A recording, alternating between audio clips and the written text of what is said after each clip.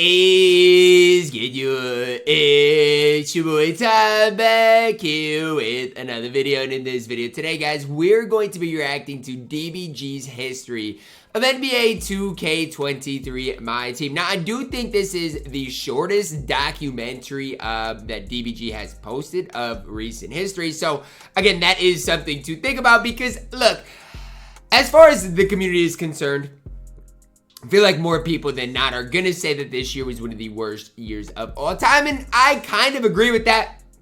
Hence why this video is probably shorter than the rest.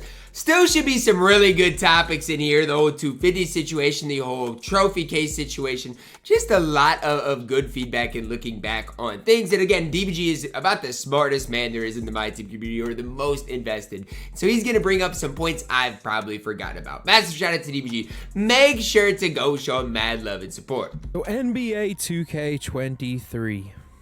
A year that started off with so much promise, but ended up being a year that may have killed off the MyTEAM hype for good. I mean, did it have promise? A few highs and a hell of a lot of lows. A year that was so bad that I had to toss away the entire first draft, a 2-hour-long documentary video, because I felt that there was no point complaining for 2 hours. I have no idea how long this video is gonna last.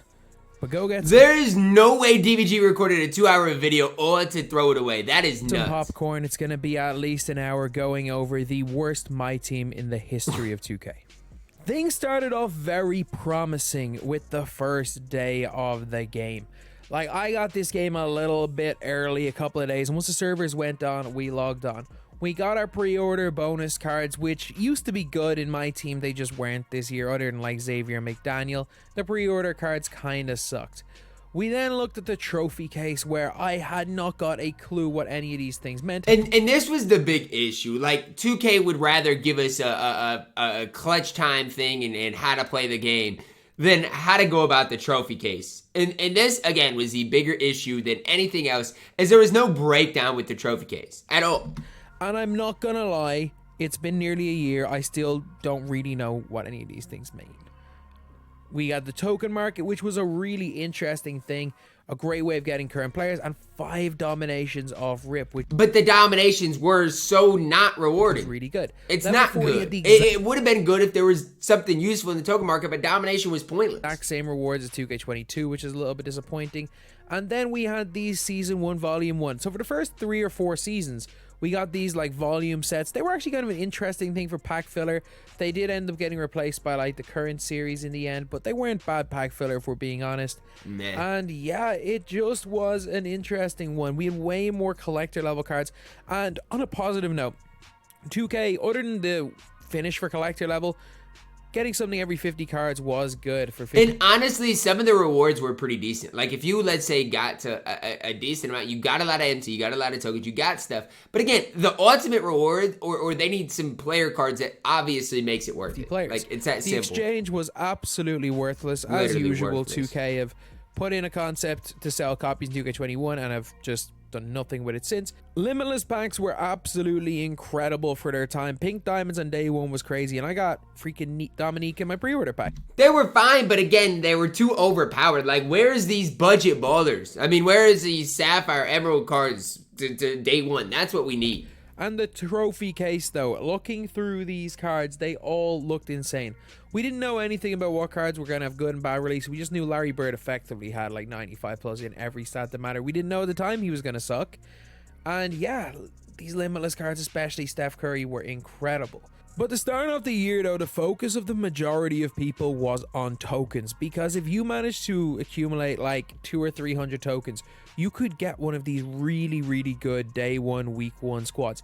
Guys like Giannis were incredible. Giannis was so good for his time. Rudy Gobert was good. Obviously, LeBron was good. Steph Curry was great. Gobert. Kevin Durant was good. But these cards there were a lot of solid cards, especially Giannis. So the trophy case was 2K's be-all and end-all for not 1, not 2, but 3 seasons. And literally, all the biggest problem with the trophy case is all the rewards were around this. Like, it made it so, like, if you didn't do the trophy case, you were just, like, not invested in the mode at all. They replaced everything with the trophy case. In previous years, we had unlimited rewards. We had a lot of really good things. And what I would like to see is us get an unlimited award. So let's say in season 1, the unlimited reward would have been like Pink Diamond Bron, right? Or something like that. I would like to see him be a part of the lock-in for Larry Bird. So instead of getting pieces, you're still getting players who lock in for the ultimate reward. That's what I would like to see. Nope. Trophy case. Everything started and ended with the trophy case for the first 3 seasons this year. And nobody had a clue how to complete the trophy case. And that was the biggest biggest problem. A month after loss from Project Elevate, where it was so bad that anytime a dev was asked, they linked this graphic. There was nothing in-game teaching people how to get them. Nobody knew the difference Again, this between was the big problem. Legendary franchise moment. It was a absolute shambles. The fact is that any arguments pro or against the trophy case, especially pro trophy case, can be negated by just saying no one had a fecking clue how to complete it.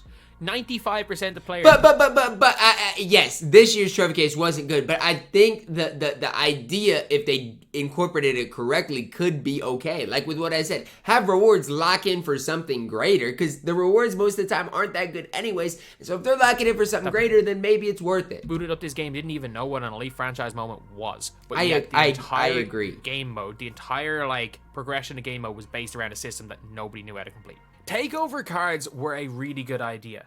Basically replacing RNG with something. This was the only good rewards, and people complained that it was too hard to get. So all of the good rewards we once had are no longer there. Were they too hard? Yes, they were way too hard. I mean, look at what you had to do. They were way too hard. Came out every single week with an agenda to get it. The problem was they basically made it impossible with RNG. The vast majority of people that played through the first 3 seasons, especially in season 1, did not get any of these cards. The Friday or the Tuesday takeovers in a wheel or a vault. Draft was one of the only ways. The Tuesday takeovers were easy. After people realized you would get the Friday card easier in the draft, they decided to put the Tuesday card in the draft, which was irrelevant. But these requirements were wild. Play 30 hours a week, and that's if you win every single game, in order to get a card that was, other than a couple of them, not great, to be honest. And then as well as that, the Tuesday requirements were just dumb. Like 1,000 rebounds with Lakers players when and the worst part is the Tuesday cards were bad. That's the worst part. There were no Lakers players in the game for one of the worst cards in the game, Elgin Baylor. It was just crazy. And these cards were like, this was a situation where no one interacted with any of the content, because 2K literally made it so that you basically had to just chuck bricks for 7 hours. Nobody wanted to interact with this content. It was just too overwhelming. And the easiest thing for someone too overwhelming and not worth it. When a video game, which is meant to be a source of entertainment, becomes overwhelming, is just give up entirely. And that's what an awful lot of players did early in this game.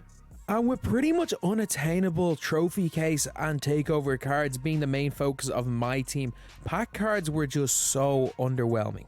As the week started, there's no way. Like, the Pink Diamond Zion was really good. I mean, you could say it's underwhelming. I wish we'd get more budget cards, but that Zion, they were good for their time. The hype for these cards ended up being non-existent for 2 reasons. First reason is the trophy case itself. So these cards weren't as good as the guys in the trophy case. We were getting 96 overalls in trophy case, 95 overalls in packs, and the trophy case guys were just way too good. Westbrook, Worthy, these guys were just... I agree, but at the same time, those guys weren't that easy to get, and you got rewarded for playing the game. So, for all of the people now that would say, oh, you should get rewarded for grinding, well, it's kind of what we did early on. The problem is, it was set up in a way which we really didn't know what was going on. I mean, that's kind of my opinion on it. I'd rather have rewards better than pack cards. That's just me, though. Better than anything that we were getting in packs. And there was also another reason. The MT sellers. Without contracts being in this game, the MT sellers ran supreme. They were able to accumulate MT at a rate that had been previously unheard of. It was $5, $10 per 100k MT from the launch. It was even $2 to $3 per 100k MT very quickly in this game, and all that meant was that every single week, if you want to get a headliner, you were paying well over the 1 million MT. And that's the problem. Like, 2K wants to turn it on the people. Oh, well, you bought MT. Well, what was I supposed to do, right? I mean, if 2K is going to allow MT sellers to run their game, it puts people in really tough positions. That's all I'm going to say on it. And even when I spoke to 2K, that's what I said. I was like, what do you want me to do? Every other person's buying Yao for 1.8 million MT, and they're buying MT doing it. You want me to spend thousands of dollars just to get Yao? How about you control your MT sellers? Like, how about we do that? Early game, no packs mattered because budget cards were terrible. Trophy case cards were unattainable, and also trophy cards were better than cards in packs. That Pink Diamond Zion was good. We were looking at, if you wanted one of the good cards in packs, spending $1 million. Pink Diamond Ja was good and you too. almost had to go and buy MT if you wanted a chance of getting. You had these to. cards. You had to. So it You really absolutely was had a to. disastrous time for the game mode of MyTEAM. 2K then brought out one of the most positive and negative Tuesday packs we've ever seen. We got shades of cards which evoed up rookie cards up to Diamond, while at the same time giving us a card of a player who played similar to them. We got some incredible cards, and you can actually get a guaranteed version of these cards. So while it wasn't the worst thing in the world, it wasn't, but and then they locked in for Cade. I mean, and Cade was probably the best point guard when he came out. Like, it was not a bad concept. Giving us cards for VC, we always had the choice to buy them or not. There was a major issue, and it was that Cade Cunningham, who was the best point guard in the game, who basically was meant to be a grindable card, this great reward, ended up being a card. You had to pay for him. You couldn't get this card unless you paid for it. Because they had to be original owner, which did rub me the wrong way, right? That rubbed me the wrong way. Because I don't like spending money on a game, especially early on, and they made Cade behind a paywall. That was horrible. I forgot about that. That was horrible. The only way of getting it was by evoing original owner versions of every single one of those cards, which basically meant that you had to buy VC. You had to spend money in order to do it. The first time a grind in the history of 2K had ever been locked behind a paywall. Was it the biggest deal in the world? No, but I just think the principle of locking a grind, exactly, as in something people have to play for behind a paywall, really just doesn't, I mean, it really just doesn't bode well with me for my team. It was one of the kind of first really strong negative stances I took against the MyTEAM game mode. Look, the 250k tournament is the 250k tournament. It's so funny, man. Well, it's not funny, but it's funny to look at all the people up there bought MT. And you want to know why they bought MT? Because you needed the best team to win or to qualify, and the only way to get the best team was to buy MT. But it is what it is. I mean, 2K, talking to them is like talking to a wall, so they'll never get it. But, I mean, when you look at those top 10, man, you got a lot of dogs up there. A lot of guys that are really good at the game. All know how BS this is. Like, Henry literally loaded up into a game and just error coded straight away. The error codes are bad, but they've been bad for years. Like, I'm not honestly surprised. I think week one was kind of crazy because Ty and Splash both lost fair and square. Probably the first time ever that both of them had lost fair and square. But even in the locker code, you see the bottom locker code, that 98GP3? Yeah, that's not a G, that's a 6. Nobody was able to get the Zion because everybody thought that G... I think it looks like a 6 to me, but that's me.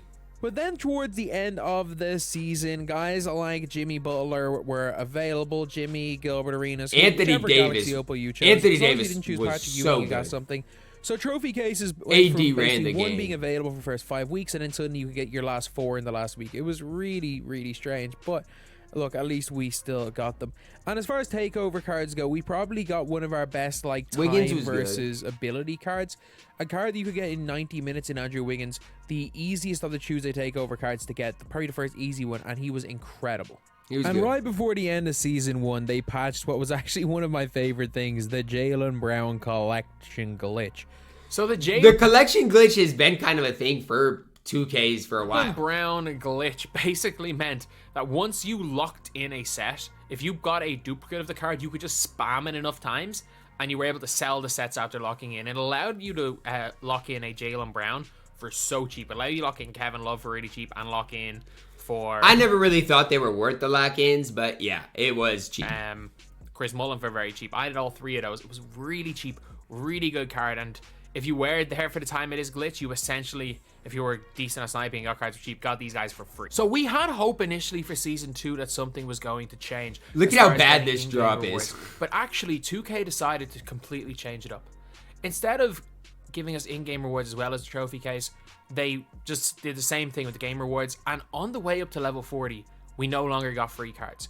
So guys like Kukoc, guys like Steve Kerr, who were used in like weird niche situations, were no longer available because obviously people didn't really like them. And they were replaced with unauctionable players of cards we already had. And that was a route that 2K were going to keep going down on, giving us unauctionable players of cards. And they stood on it, man. Like, I remember even in like what, January, like they stood on these unauctionable things. It'll be interesting heading into next year what they do, but unauctionables gotta go all the way around. They've got to go. We already have, especially unauctionable players of undesirable players we already had. And 2K actually ended up giving us some of the craziest Tuesday packs we've seen, like all glitched cards in October. Like, we did not need a 3-point shooting 80 speed Hakeem Olajuwon in October. Hakeem was so but we good. got it, I guess. But 2K saw how well the Andrew Wiggins takeover was received in Season 1, so they decided to make the rewards, well, a little bit easier to get and also a little bit worse. There were the likes of the TyDeBos and the Carlos who spent every hour in the game that went crazy because they were fine spending 10 hours. No, it's because this card is unusable. That's why. Nobody is going out there and using Chuck Person for fun when shoot, a card for 2K is better. Shoot Andrew Wiggins a 90-minute grind 2 weeks earlier in the game. So much better than Chuck Person. This card is a waste of your time. At least if I'm grinding 10 hours for something good, it's worth it. This card is a waste of time. Literally waste of time.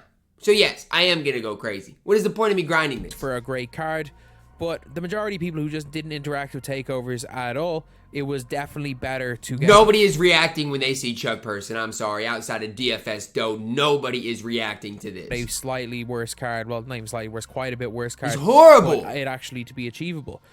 2K23 had a big problem in Season 1 where every card was unattainable. However, 2K making them more attainable in Season 2, they did make a lot of the rewards quite a bit worse.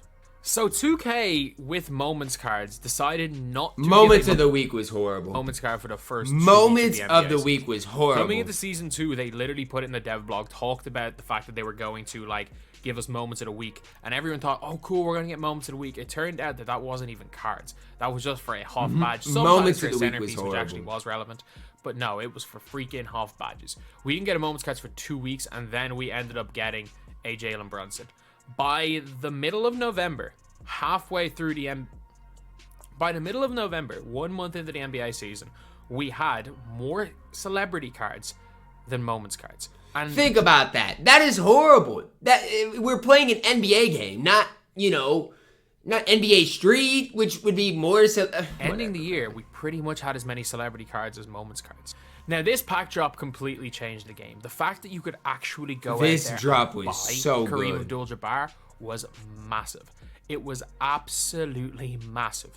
You could pay $50. The big thing with Kareem was you got so much else. You got a Hoff badge too. You got so much with that. This card, best center in the game. You could sell the card, which was important, which meant that if he was cheap on the auction house, people wanted to buy him through MT could have because he was cheaper.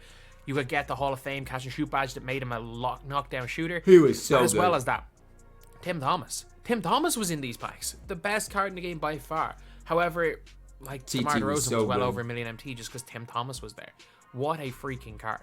So the Thanksgiving event wasn't too bad. Again, we got ourselves a free pink dime. The problem is that everyone pulled a bomb. I pulled Dame, who's the worst card in the game. The Thanksgiving events, all of the events end up being horrible. They've got to do something in the future with these events to make them better. Everyone pulled a scrub in this event. They're horrible. And that was one of the big problems, is that it was just a case of like odds within odds. Unauctionable, so if too. you owned a pink diamond pack, there was a 99% chance you would get a scrub, even if it was free or paid. If it was unauctionable, you maybe sometimes got a little bit more of a chance, but it just always felt like the odds were stacked against you, and odds within odds. Regardless of what odds you saw, if it was guaranteed pink diamond, you knew you were going to get a scrub. And again, the Thanksgiving event should have been a big thing, but the fact that nobody got a competent card was a big letdown. So then we got the Paul George card, the first Galaxy Opal. Which, I like the fact that, again, you could buy him, but he was not worth the $50. Paul George was not that good, especially the week before we got Tim Thomas, who was way better. That was literally purchasable for $50. I liked it, man. I liked it. I'll never complain about being able to buy a card. And even later on in the year, the cards being unauctionable, I'm never going to complain about being able to buy a headliner. You're able to make your own choice. It's not gambling.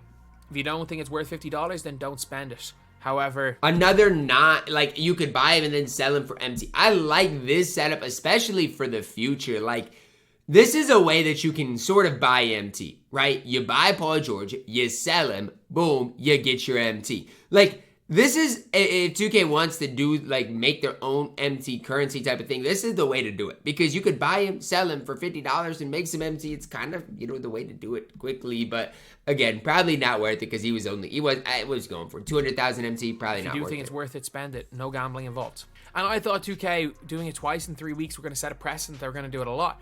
However, we never really saw this again for another, like, 7 or 8 months. But and that one was the problem. huge positive with Season 2 and Moments cards was Joel Embiid. Joel Embiid Pink Diamond was a top 10 center in the game. Not a particularly great card, but he was a very he was not bad. Pink Diamond. Especially for my No Money Spence. I think I got him and ran it. Game. This was the third Moments card we gotten all year. So we had a severe lack of Moments cards, but people kind of accepted it because we got such a good one in Joel Embiid and kind of hoped that was the way 2K were going to go. Trust me, it was bad. So the Season 3 had the worst level 40 card in history, and it was so bad that they the level 40 Trae Young was horrible. really had to force one of their partner creators to go on a live stream to hype up this card. He was forced to do it. The guy was forced to go on a live stream and hype up this card, and the guy ended up hyping up the fact that he had 95 pass accuracy. This card was useless. Thankfully, this was also the first time during the year where 2K brought out a Beyond Level 40. Sean Kemp was actually okay. the only time 2K had a Beyond Level 40 card. So the Season 3 dev blog came out, and it maybe was the worst thing I've ever read. No mention of a future Christmas event, and they spent a solid 25%, even more than that, 33% talking about neon lights. Neon lights on Ascension boards. Nobody gave a damn about the neon lights, 2K. Nobody gave a damn. I don't even care if they add it, but why are we talking about it and hyping it up? I just don't get it. About the neon lights. Why did you write about the neon lights? We didn't want to see the neon lights. It was the most irrelevant thing ever, and the worst part about it is that the neon lights only showed up on the middle Ascension board. They weren't on the first Ascension board, they weren't on the last Ascension board, the main one. They were on the middle Ascension board, and that was it. 33% of a dev blog for a season talking about something that we would and they couldn't even get it right, man. For between 1 and 7 cards, you're up. Potentially, you might not be even on the neon lights if you hit it straight away for 30 seconds. You may not have seen the neon lights for more than 30 seconds the entire season. They spent 33% of their blog talking about the neon lights. However, the Season 3 event was one of the best events This event was good. Like, when I recap my seasons, man, this was good, man. This was good. You got so many good cards, man. So many good cards. The Season 3 event was one of the best events we'd seen, the Christmas event. So we got rubies, amethysts, diamonds, and pink diamonds, as well as an opal reward card, the opal and Bam Adebayo. And it was a good event. Bam wasn't great, but it was a good event. 300 points, you got a Bradley Beal. And on your way to 300 points, because I scored 10 points with a small forward twice to get certain cards, like, you would, if you just didn't even look at the agendas and you just naturally played the game, you would get almost all of these cards. And we got some great free cards. Like, Mike Miller was a beast. Mark Aguirre was a beast. I thought the Michael Red was really good. Jaren Jackson Jr. was very good. I thought Bam was fine. There were so many good cards. We actually got I didn't very love good Bam, couple players, especially for the new Christmas players. And while a lot of people want to complain about Season 3 as a whole, people hate it. I do have to say that while there was a lot of bad things in Season 3, the actual Season 3 Christmas event was probably going to go down as one of my favorite parts of the year. No, this was definitely a good event. I've done. Other than what they did for the month of June, and I am including. I'm pretty sure this is when people started getting banned, though, wasn't it? Maybe not. But I don't know. Maybe it was season 4. I don't think they could have ran the Christmas events more. It was after, yeah. The Christmas code. The Christmas code, lads. Oh, this was a time for complaining in the community. And this was a time where I'll stand by it. I got Pink Diamond Draymond. The complaints were justified. The Christmas code in NBA 2K22 had 5 elite cards. Well, sorry, maybe 3 elite cards. But every single one of them was auctionable, and you could choose who you wanted. So even though there was 2 bad cards, it didn't matter because you could choose who you wanted. You could go through it, you could pick who you wanted, and you were pretty much guaranteed to get whoever. And that's what my whole thing is. 2K has to find a way for people to just get empty. The best player you wanted was, like, a lot of people took Larry Bird, like I did, who was a freaking beast that year. But in NBA 2K23, they not only changed it from an option pack to a ball drop, they changed it from auctionable to unauctionable. And in the packs, or in the like ball drops, and in the ball drops, you were effectively guaranteed, and I mean it, you were effectively guaranteed to get a scrub. Klay Thompson and Draymond Green were two of the worst pink dimes in the game. In fact, I don't think either of them were better than certain Amethyst. Amethyst Cam Reddish came out 2 days beforehand. I think was better than both Klay Thompson and Draymond Green. And almost everybody pulled one of those two guys. They were legitimate scrubs. One thing I'm noticing, oh, boom, he's got 30 tokens with the ball drop. The problem is there's no tokens. There's nothing you can use tokens on. And the problem isn't that it was a bad code. It was just so much worse compared to 2K22. And it really caused a divide in the community. There were people being like, 2K did it perfectly last year. How do you screw it up this year? And others were like, oh, just be happy. And I do think that we can see from what we've seen previously in this video, I don't understand the oh, be happy crew, because as you guys will see up to this point in the documentary, a lot of decisions made by 2K seem to be based off the fact that they did bring out something like a trophy case and takeover, which they probably felt was what the community wanted, when in reality they implemented it badly, and then they spent realistically a 6-month period just giving the middle finger to the community.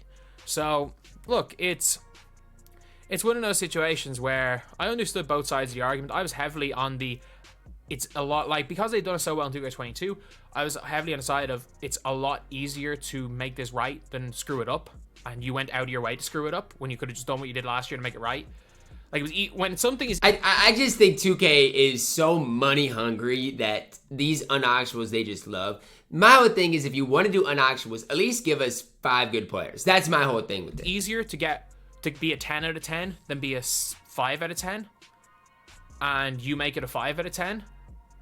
It shouldn't be happy that it's a 5 out of 10 instead of 0 out of 10. It shouldn't be annoyed that instead of a 10 out of 10, it's 5 out of 10. Either way, it was just different expectations, and it was one of the situations where I personally, as well as a lot of people, actually kind of had some hope that with the Christmas event, which was so good, that maybe 2K Christmas event was good, though. It was. You'll see very soon that it was not the case. And Season 3 ended with one of the weirdest sets ever. The Flash Forward. This set was so good, man. Oh my gosh. This set was it. Which set?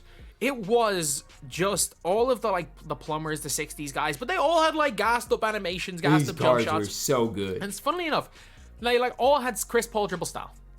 We did not see Chris Paul dribble style after that. We basically had a whole set of meta guys who were elite. And I mean like absolutely elite, but we then never again saw anyone with that dribble style for the rest of the year. But in the last days of Season 3, we got moments. Donovan Mitchell. Was this a great card? Yeah, but if you guys don't know the context with this, basically, last Christmas was some of the craziest moments we've ever seen in the NBA. Luka had like a 60-20-20 game. We've never seen some of the games. Like, he had a historic game, Jokic had a historic game. So many people had historic games over the Christmas period. We didn't get a moments card for over a month. We thought that the 2K dev team was on vacation for the entire month. They were on vacation for like a week. Hey, they said they basically took a month off. It was just crazy. That's all I know, man. They took their time. They weren't on vacation. They just said screw it with moments. We just assumed they were going to do what they did in 2K22 and give us moments in a month, but no. It took us a whole month. Yeah, great, we got a Donovan Mitchell, but it was too little too late, to be honest. And honestly, it's going to be one of the last times I even talk about level 40 just because of just how irrelevant it became. Like, I didn't get... And Scotty Season 1 was good, but yeah, after that, what are we doing, 2K? I got Zion by chance. I'm not even going to talk about it. Other than how bad Trae Young was, after Scottie Pippen in Season 1, it became pretty much irrelevant. So Season 4 started off in the worst way possible. It genuinely did.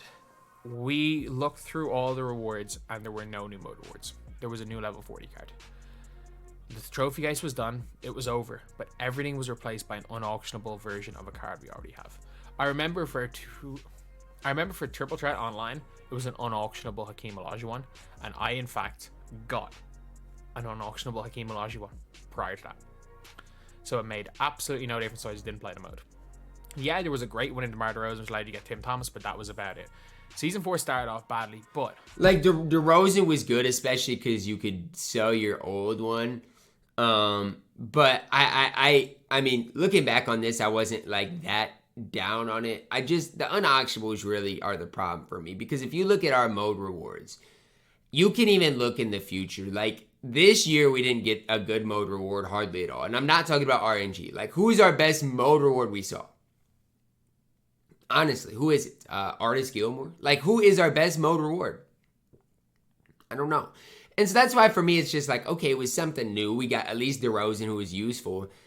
I don't know. They've got to find a way to give us good mode rewards. And for me, it was basically the same. I mean, what Season 4 did have early were the 2-week events. The 2-week events were outstanding, though. It did have a lot of like involvement playing the game. You did have to play the game quite a lot. The 2-week events were absolutely incredible, man. In the end, I'm telling you that right now. Lian, who was one of the best, if not the best cards in the entire game. And incredibly, like, I will say, almost, it was a rewarding grind. It was a rewarding grind if you really wanted to do it. Oh, no, but DBG, remember, we want handouts like Chuck Person. Remember, we don't want cards that take 10 hours to get. We want Chuck Person so everybody can get him. Man, forget your participation. Give us some good rewards. But what a freaking card. And something that was needed because, obviously, Yao Ming came out halfway through the grind. They needed somebody to compete with Yao Ming. He couldn't the compete greatest with player Yao. ever. The most broken player. And even though Yijian Lian came out, and he definitely could pull you out to the perimeter, he was probably the second best center in the game. Some people at the time maybe want to argue he's better than Yao because he did a little bit more, but no, he wasn't better than Yao in hindsight. But no, like Yao he was just too fast, too strong, too big. He was just too good. So then Jazz ran a big tournament that weekend. With all the content creators in it. It was a lot of fun, raised a lot of money for charity, and people were kind of, as much of kind of BS as there had been, the 2-week events were something that the community did really like. So there was a little bit of optimism because we knew there was going to be 2 more 2-week events through Season 4, and we thought maybe that was going to continue for the rest of the year.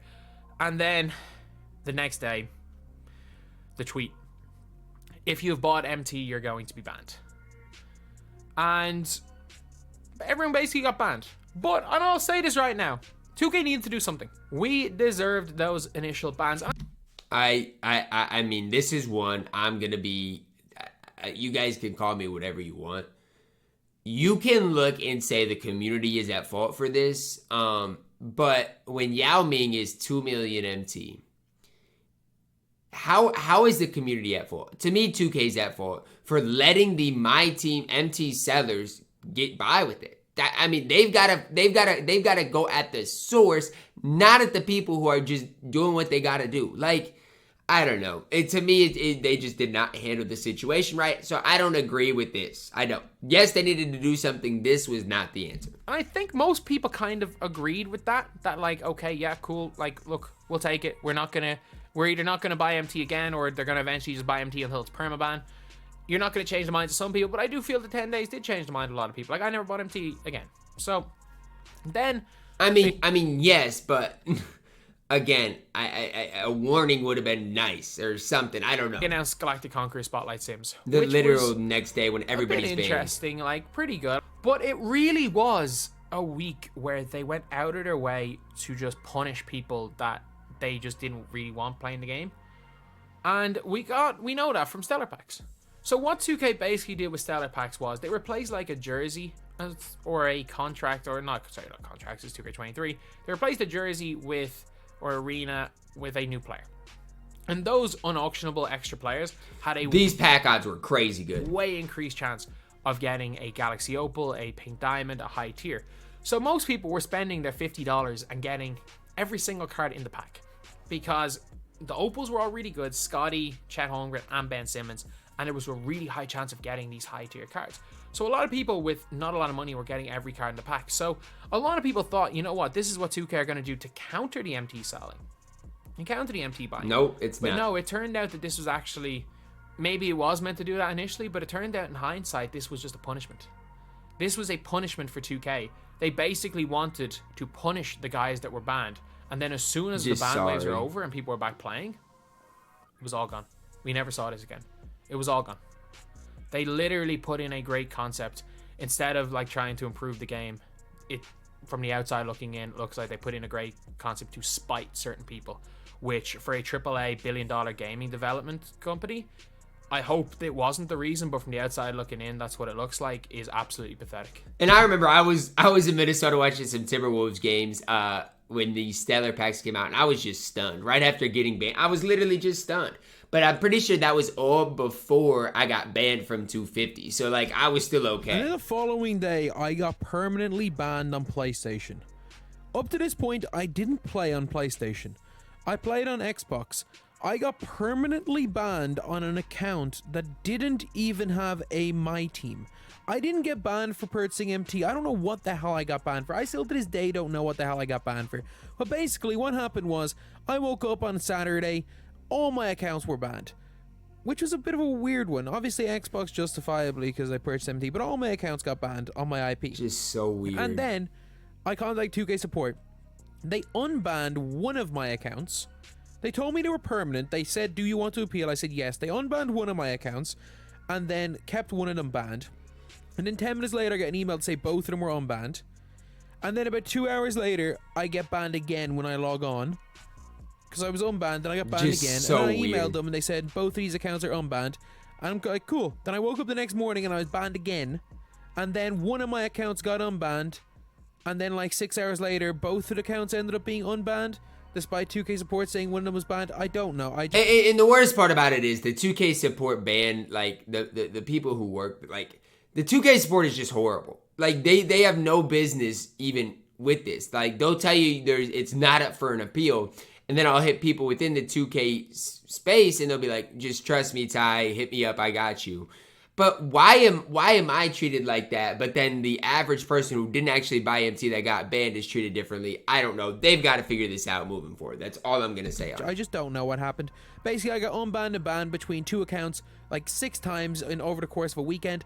And these were accounts that I didn't even use. The only one of these accounts even had a MyTEAM. One of them didn't even have a MyTEAM. I got perma-banned for buying MyTEAM points on an account that didn't have a MyTEAM. Like, it was the weirdest thing ever. I don't know. I don't know what the hell was going on. And then, unfortunately, 2K ended up making the decision to ban every single person who had qualified that had bought MT from the 250k tournament. And not only that did they ban them on the account that they used, they banned them from even qualifying on other accounts. As in, they couldn't just say, you know what, okay, we screwed up, we lost our qualifying spot, let's play the last qualifier on a no money spent account or a brand new account. So 2K sacrificed their short-term money just to give the finger to the community. This meant that of the 56 players, I apologize, that had qualified up to that point, 54 of them were disqualified. Yes, 54 of 56. And so y'all want to point the finger at us, but if you wanted to play Comp My Team, you had to buy MT. It's basically that simple. Despite the COO of 2K telling Ty that if it was any more than 60% of players, that 2K wouldn't. He did. He told me. I was in a meeting with him. He did basically say, like, if it would only been 1 or 2 people that, you know, didn't buy MT, we would have looked at this differently. But, you know, what he basically said, like, I don't know, half of the people didn't buy MT. Whatever, man. It was just a bunch of BS. But it is what it is at this stage, man. Disqualified them. They in fact disqualified 54 of 56. So either the COO lied to Ty or someone lied to the COO and said it was about 60%. But 2K disqualified 95% of qualifiers from this tournament. But on a positive, with all the best players in the world getting disqualified, Carlo221 became the people's champ on the Xbox side. One of the hardest working streamers, one of the best 2K streamers qualified. Definitely not one of the best players in the world. Heck, I popped the guy by 30 earlier on in the year. TyDeBo beat him by 109 points and Splash by over 100 points. By far from the best player in the world. Bro, the fact that Carlo won this game is crazy. He was down 4 with 52 seconds left. If he's not locked, he's probably not a top 100,000 player in the world. Locked, I'll give him top couple of 100. Either way, though, it didn't matter. We all got to see Carlo. The 250k tournament would have been seen as an absolute shambles had Carlo not ended up winning. Maybe he did win. But unfortunately, he didn't win the grand prize, but he still won 50k and got there on the big stage. Maybe he didn't win that game. We were all cheering for Carlo. As much as I don't like the fact that he just holds triangle, and as much as I genuinely think that if we played 10 times, I'd win 6 of them, which is kind of crazy. I'm happy Carlo won 50 grand. No one deserved it more. And then we had the weirdest set ever, alternate reality. Like, we just got players in different jerseys, and like the players all kind of sucked. It was just one this set was really mid. Magic was good. I liked Magic, but I can kind of see why 2K were trying to do it, I guess.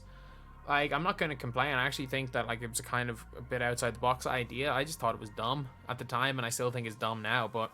Saw some good budget ballers. Amy Penny, Amy I'm not AD. going to complain about them trying. It just, in hindsight, was very dumb. So what was the biggest moment of the NBA season last year? It was obviously Look at LeBron everybody breaking with all their time. phone out. That's Something crazy. that's never gonna happen. Yo, look at Thomas Bryant posting up. Yo, Bron had tunnel vision. Look at Thomas Bryant. Throw him the rock, Bron. Bron. No wonder he wanted to leave you. Come on, man. Come on, man. He was wide open. Give him the rock. It will never happen again, lads. No one's ever breaking that LeBron record. So 2K, what did they do? Did they put a LeBron James in packs to make some extra money? Did they put him for $50 and make a absolute ton of money? Did they make him the first 99 overall? Did they go and make him a free card you could evo up? That would have been great. Did they make him a challenge with the record breakers so you could get a LeBron James? Or did they give him out a Hall of Fame badge and the next day, instead of giving us LeBron, gave us a bunch of rappers? Sorry, not even rappers. They gave us a bunch of NFL players. Everyone wanted LeBron James and they fumbled it badly. And they had so many options with LeBron. They could have put him in packs and made a bunch of money from that. And it's just like 2K's got to capitalize on stuff like this. Anything that can connect the NBA to 2K that's good and positive for the game, they've got to do. You gotta put him in the game for like $40, $50 as a guaranteed purchase, and I think almost everyone would have purchased this record breaker history-making LeBron James. They would have made probably millions, tens of millions of dollars from something like that. They could have done that.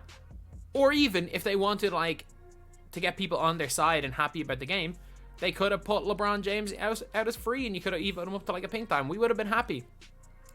But no, they gave us NFL players as well. We got Dak Prescott when LeBron broke the record. We didn't get LeBron James. But It's at just least sad. All-Star Weekend started off being fun with Mr. Buckethead, 2K Buckets, making an exposed video on me while being on vacation and swimming in the sea, and I can't even explain the whole thing. Like, this one's kind of hard to believe if you weren't there.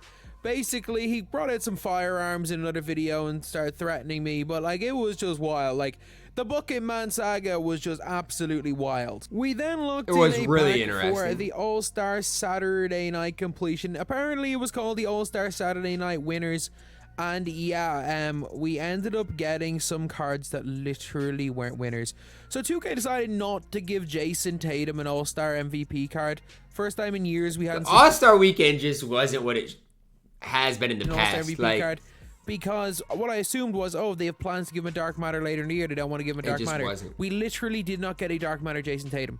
We got the Invincible, we got the Endgame. We did not get a regular Dark Matter Jason Tatum all year. just so And weird. of the 4 cards in this pack, 2 of them did not win. 2 of them did not win an All-Star Weekend on Saturday. Well, sorry, one of them was MVP. And I'm pretty sure none of these were even that good. Like, I locked it in for gameplays, but I don't It even was think called they the were All-Star good. Saturday winners packs, and only 2 of them were All-Star Saturday winners. And one of them was Buddy Hield. Because 2K didn't want to give us another Dame Lillard, or they didn't want to give us a 99 Dame Lillard, 2K gave us a Buddy Hield card. Buddy Hield didn't win the 3-point contest. Like, how does that Buddy even Hield make got a sense? card for being an All-Star Saturday night winner for not winning the 3-point contest. This was pathetic from 2K. And it just doesn't make sense. Season 5, we thought it was going to be really good because obviously they brought the rewards back. They brought Mode rewards back. They brought cards back. Something that we Mode rewards still were not good, We were though. really excited. Look at 'em. And Who- then who's we good? realized, like 3 weeks into the season, that was all we're getting. Tuesday packs came back, I guess. RNG was And okay, the I new guess. edition packs, they were like, oh, this is stuff from previous years, but like it was not done properly. Like, Billy Knight I don't know Bantam what was the good. hell they were doing with that. It was just like half-assed thrown together, but at least we had Tuesday packs back. Over 3 weeks, we got no content other than Lil Durk. We then ended up getting Tracy McGrady, one of like I mean, Radiant T-Mac, they had no 3 business cards that we're changing gonna his talk release. about in this video. No business. Tracy McGrady, Yao Ming, and there'll be a card from the end of June. One of the most relevant cards and one of the best cards longevity-wise in my team this year. Just incredible. The guy literally was an endgame card. They gave him a release and a base and an upper, as well as dribble sigs that, in my opinion, are better than the endgame cards right now. Just still one of the best shooting guards in this game. Dribble sigs, no. no. 25th of February.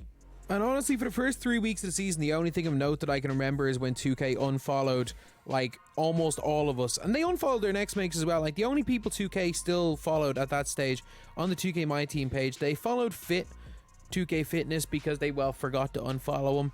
And they kept following the shills. And then all the devs unfollowed everybody, too. It was really weird. The shills that they knew were never going to respond to this. And they posted the most BS tweet ever about Pau Gasol, knowing the backlash was going to be crazy. and he got ratioed into oblivion. One stage they had more quote tweets than likes, and then I think Fit ratioed them ×5 when he basically said that it wasn't good enough in the comments, and they forgot to unfollow him. Yeah, this was up there with the lowest point in the community for people in general. Just sad. Like, Pau Gasol, what is he doing at that stage? Hammy Pau, nothing. Again, like, as somebody who got unfollowed by, well, part of the dev team, and I think some of them refused to unfollow me, but like, it was a weird situation. Like, this really was the moment where 2K just said F the community. This really was the moment where 2K said F the community. We really could not give a damn about you guys anymore. And whether you guys think that's justified or not, that's all up to you. But this was the day, March the 7th, where the 2K community and the link between 2K themselves, the MyTEAM development team, and the MyTEAM community died. It died and it's never coming back. Just because, I mean, 2K would rather just not have it, right? If there's no negativity, hey, they can keep not seeing it and move forward. It's just sad. But then the Bracket Busters challenges came out.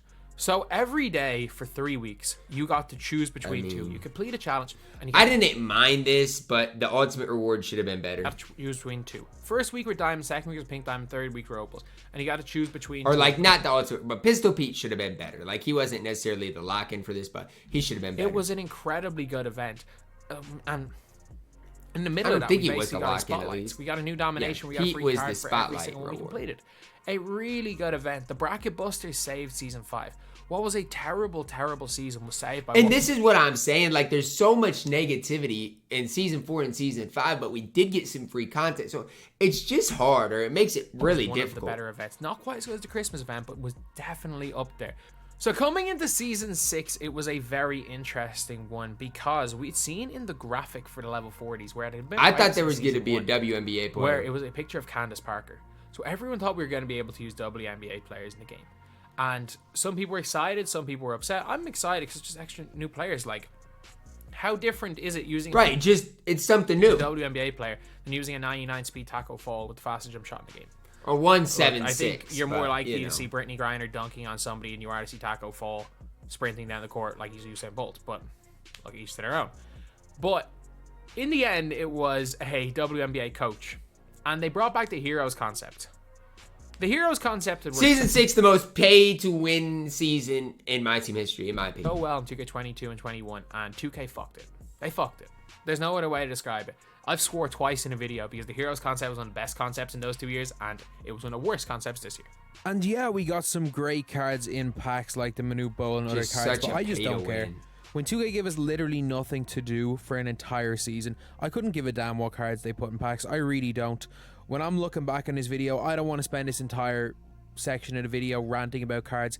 Yes, Manute Bowl is great if you guys want to hear about that, but at the end of the day, what relevance is that when the card's 10 million MT? 10 million MT and you can't buy MT. How does that make sense? And there's nothing to do in the game. So, in Season 6, we got the Easter event, which, just like the Christmas event, was the exact same as the previous year, except everything was... They've got to find something new with the Easter and Christmas events. The Easter event used to be able to make MT events. in NBA 2K22. You couldn't in NBA 2K23.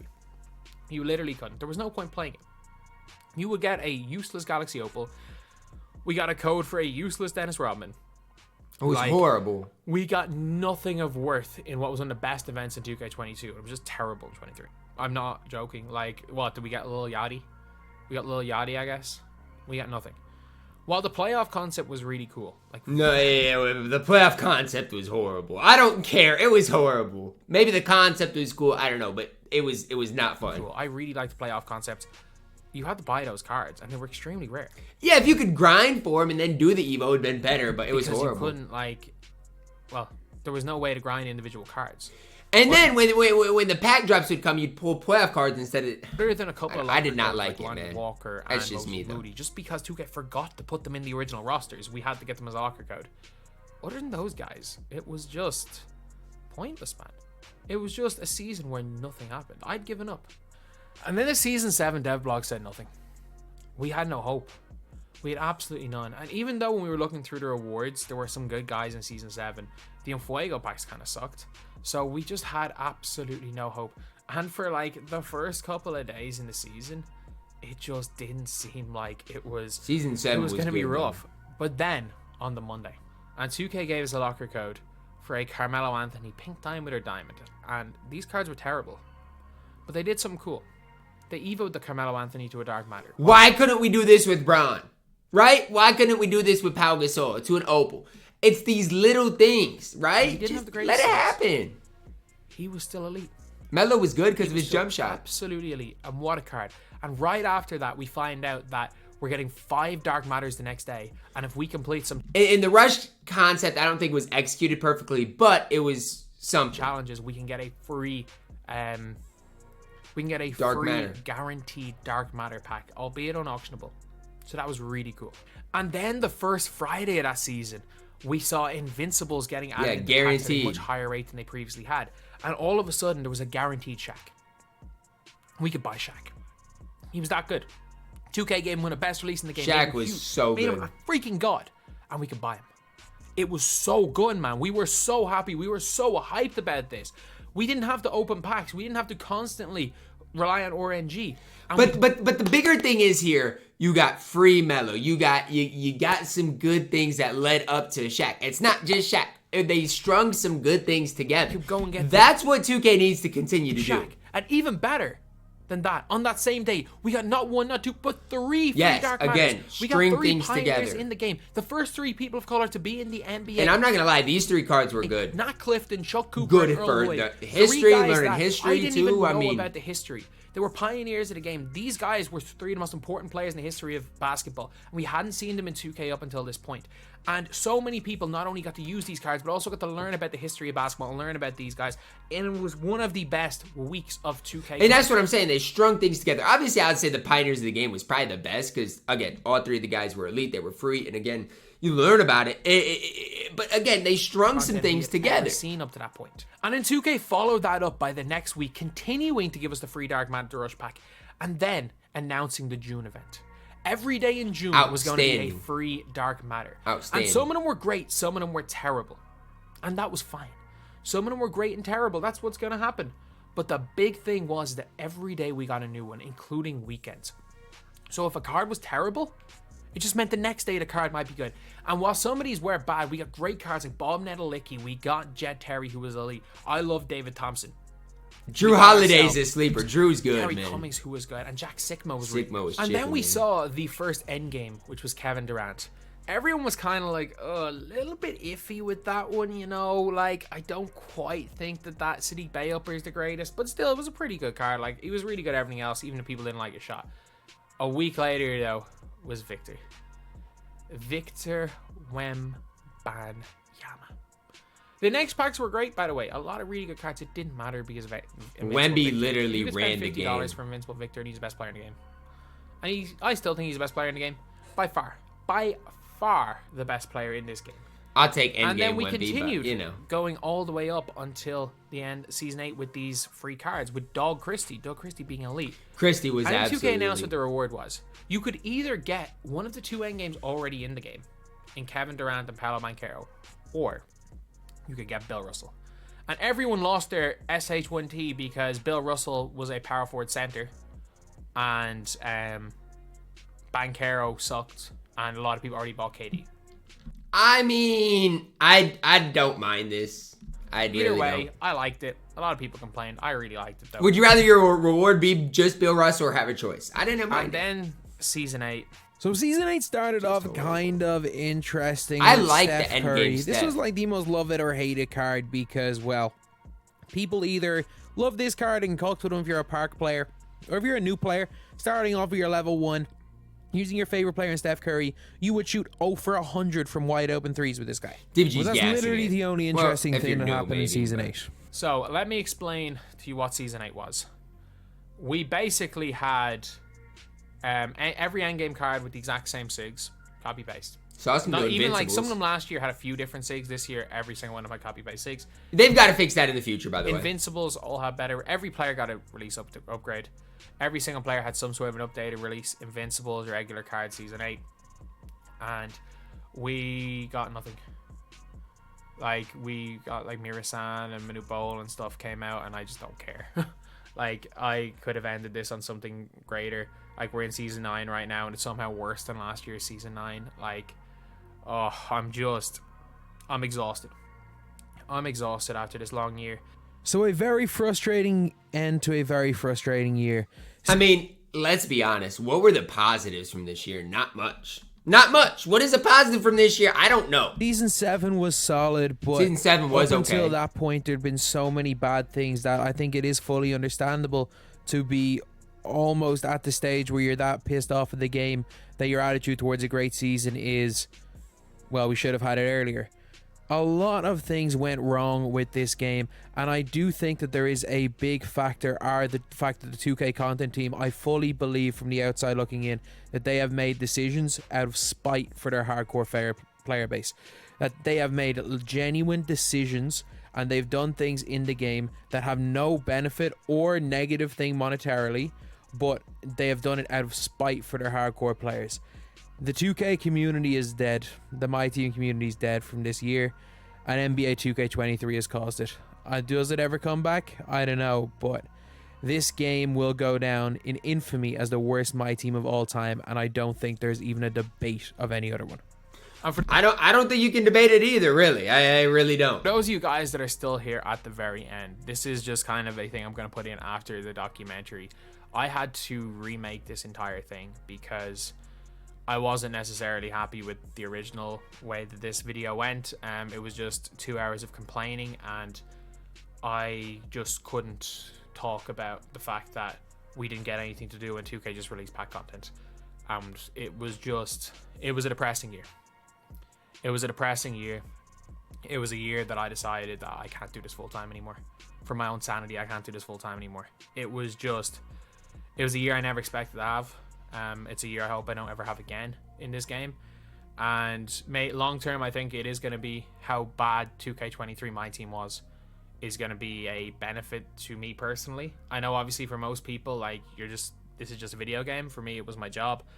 And thankfully, it's not healthy to care about a video game this much. And thankfully, this game mode was so bad that it kind of made me realize that over time.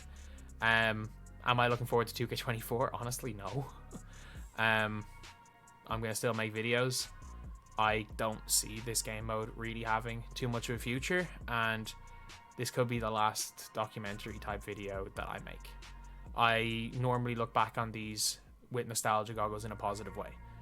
In 2K19, 20, and 21, especially 20 and 21, or 2K20, 21, 22, as much as I complained about those games, I always look back in the documentary fondly. And this year, while making this video, I've hated it. It's normally my favorite video of the year to make, and it is just bringing back bad memories for the year, bringing back times where I was about to walk from my job, bringing back just bad memories, and I don't see a situation where my team gets in a better place.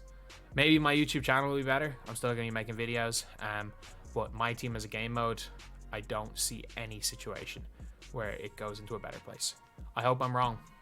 I hope I can look back and react on this in 6 months' time thinking, Jesus, this is how I ended the year. But everybody's got to realize, like, this is valid. Like, how many creators or how many people that genuinely just played MyTEAM, what percent of people do you think enjoyed their experience this year? Like, I think it has to be such a small amount of people. And that's the big thing is I feel like 19, 20, 21, people had more fun playing the game. And you guys can play to, oh, COVID, oh, this or that. No, the game was more fun.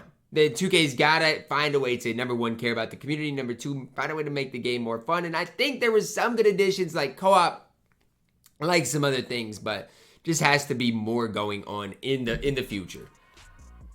You guys saw the whole documentary. I'm going to leave it out here. This was the worst MyTEAM ever. This was the worst valid mode for the community I ever. agree.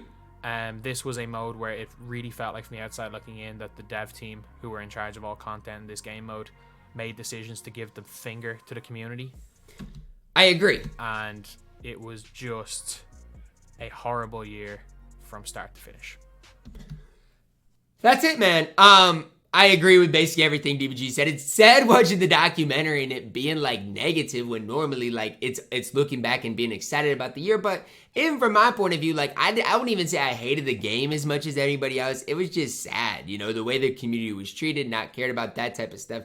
It's just sad. Obviously, I'm hoping 24 is a step in the right direction because again, it's my job too. But the end of the day, some things are out of your control. Can't control the uncontrollables, so just got to make the most of it. But shout out to DBG, man. Long 45-minute documentary is what we saw, but a 2-hour one that was already recorded a bit of ranting. Yeah, not ideal in the whole grand scheme of things. But that's going to wrap it up, guys. Thank you guys for watching. Drop a like on the video, subscribe if you're new, and as always, man, I love you guys, and have a blessed day.